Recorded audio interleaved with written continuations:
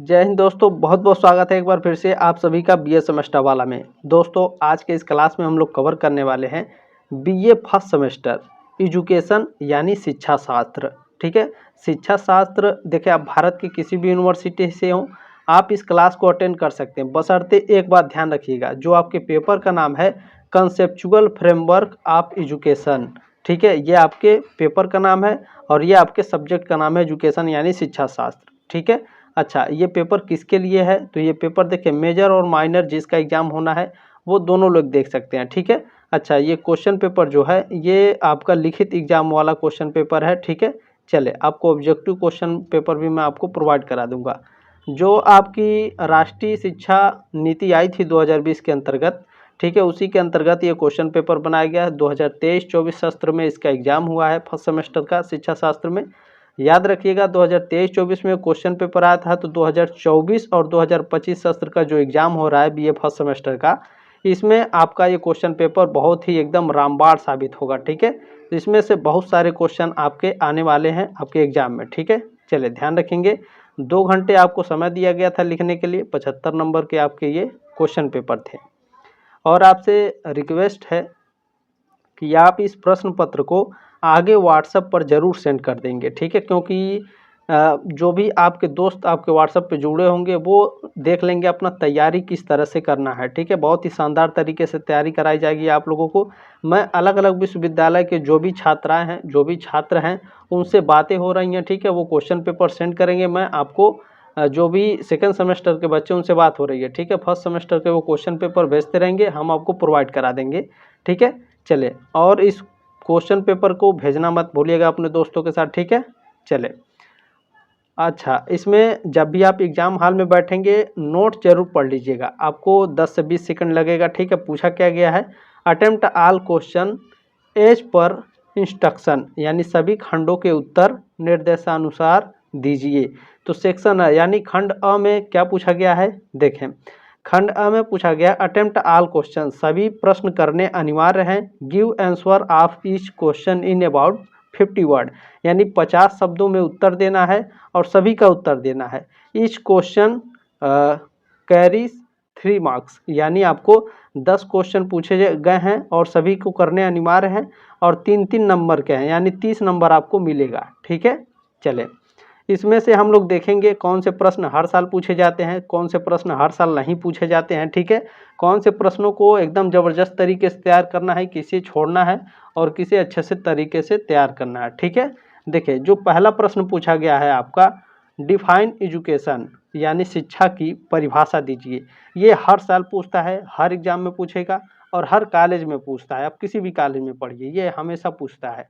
ठीक है, तो इसे तैयार कर लीजिएगा, बहुत ही महत्वपूर्ण ये क्वेश्चन पेपर है और बहुत ही महत्वपूर्ण ये प्रश्न है। ठीक है, चलें, और ध्यान दीजिएगा केवल 50 शब्दों में लिखना है, ये बात अपने दिमाग में रखे रहिएगा, नहीं तो फिर दिक्कत हो जाती है। ठीक है, चलें, दूसरा प्रश्न आपका है what do you mean by ज्ञान, ज्ञान से आपका क्या अभिप्राय है।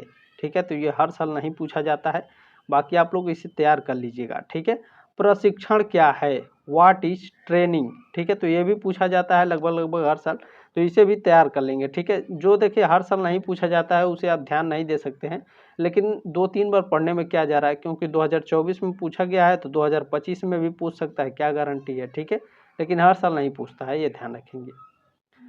चले, इसमें प्रश्न नंबर चौथा क्या पूछा गया है, what do you mean by democratic aim of education, शिक्षा के प्रजातांत्रिक उद्देश्य से आप क्या समझते हैं। तो ये भी इम्पोर्टेंट प्रश्न है, इसे भी आप लोग तैयार कर लेंगे। ठीक है, चले, पांचवा प्रश्न क्या है, what do you mean by human value, मानवीय मूल्यों से आप क्या समझते हैं।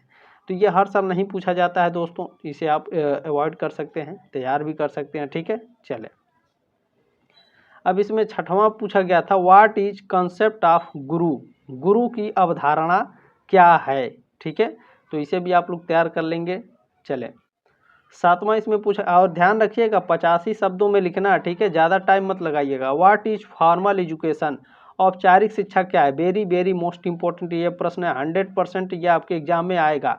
ठीक है, ध्यान रखेंगे, औपचारिक शिक्षा क्या है और अनौपचारिक शिक्षा क्या है, ये दोनों आपके एग्जाम में पूछे जाएंगे। ठीक है, लघु उत्तरी प्रश्न में, अति लघु उत्तरी प्रश्न में और दीर्घ उत्तरी प्रश्न में ये क्वेश्चन देखने को मिलता है। ठीक है, तो ध्यान रखेंगे भैया, इसे तैयार जरूर कर लेंगे। ठीक है, अगर आपको देखिए आपके पास क्या होगा, गाइड होगा, आपके पास यूपीएच होगा, राजेंद्रा होगा, आपके पास बुक होगी। ठीक है, तो आप कहीं पर भी इन सभी प्रश्नों को आसानी से ढूंढ सकते हैं। गूगल पर डालेंगे अगर कि what is objective of higher education, शिक्षा, उच्च शिक्षा के उद्देश्य क्या हैं, तो वो आपको लिख करके दे देगा। चैट जीपीटी से आप इसको खोज सकते हैं। तो ये इन सभी प्रश्नों का उत्तर आप आसानी पूर्वक खोज सकते हैं। ठीक है, अगर नहीं मिलेगा तो हम ये हैं, कमेंट बॉक्स में कमेंट करिए। जो भी प्रश्न का उत्तर आपको नहीं मिल रहा है कमेंट बॉक्स में कमेंट करिए, सर उच्च शिक्षा के उद्देश्य क्या है, इसका उत्तर नहीं मिल रहा है, तो उसका उत्तर मैं दूंगा। ठीक है, चले, चिंता करने की बिल्कुल भी आवश्यकता आपको नहीं है। तो उच्च शिक्षा के उद्देश्य क्या है, यह भी आपका पूछा जाता है, तो इम्पोर्टेंट है, ध्यान रखेंगे। इसमें 9वां पूछा गया था what is concept of pre primary education, यानी पूर्व माध्यमिक, जो पूर्व प्राथमिक शिक्षा की संकल्पना है, क्या है, यह भी आपका पूछा जाता है। ठीक है, तो इसे भी तैयार कर लेंगे। चलिए, इसमें 10वां प्रश्न क्या है, डाइट के क्या कार्य हैं, तो ये हर साल नहीं पूछा जाता, इसे आप अवॉइड कर सकते हैं। ठीक है, चलिए, ठीक है, what are the function of diet, diet के कार्य क्या हैं। ठीक है, चलिए देखिए, अब यहाँ से खंड ब आपका शुरू हो जाएगा, यानी section B.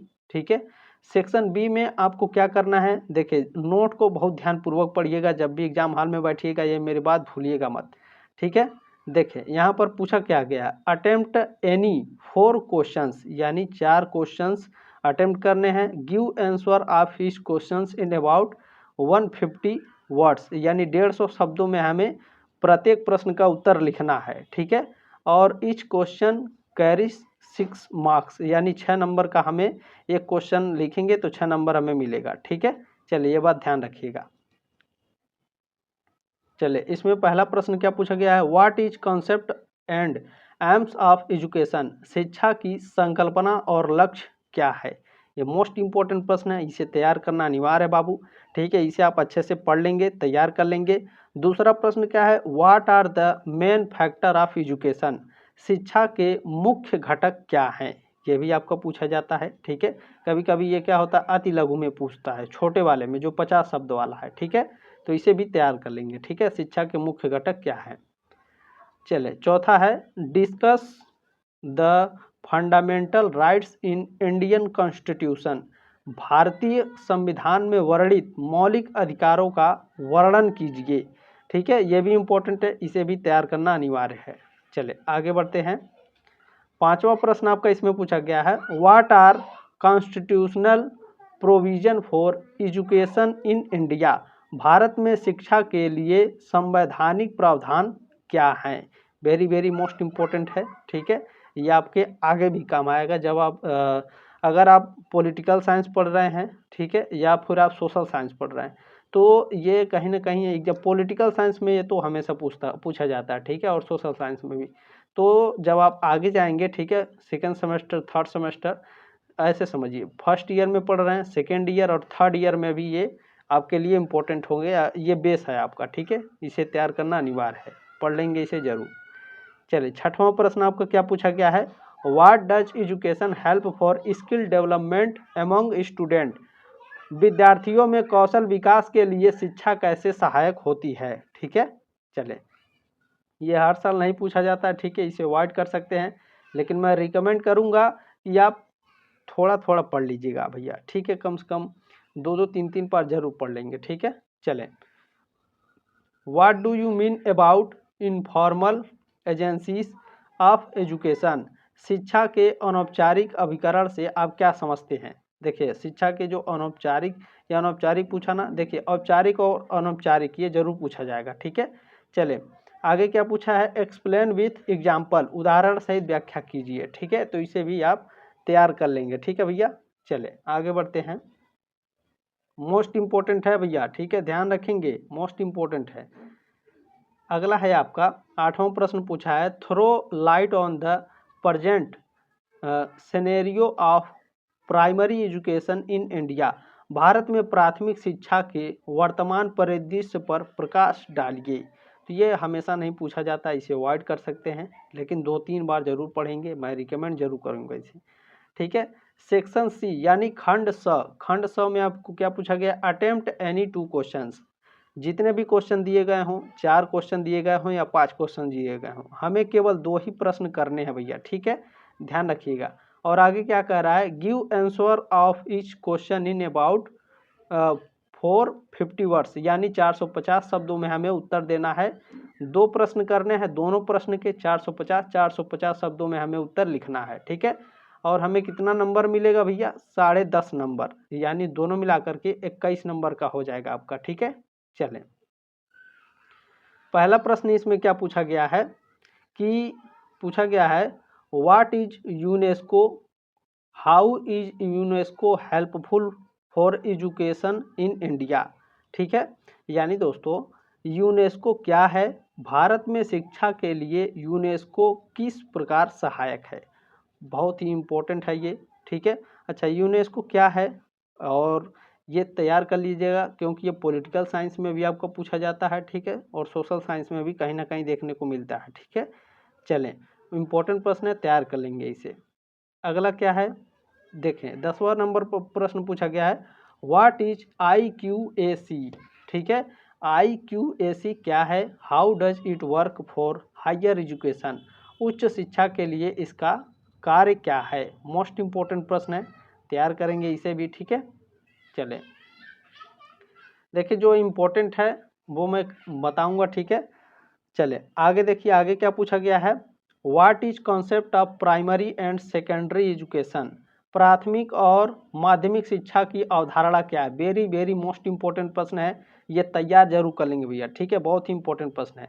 Give some objectives of primary and secondary education, प्राथमिक और माध्यमिक शिक्षा के कुछ उद्देश्यों पर प्रकाश डालिए। ठीक है, चले 10.5 नंबर मिलेगा आपको लिखने के लिए, इम्पोर्टेंट है, तैयार कर लेंगे। आगे क्या पूछा गया है, प्रश्न नंबर 12 पूछा गया है व्हाट इज इंडियन कल्चर, भारतीय संस्कृति क्या है।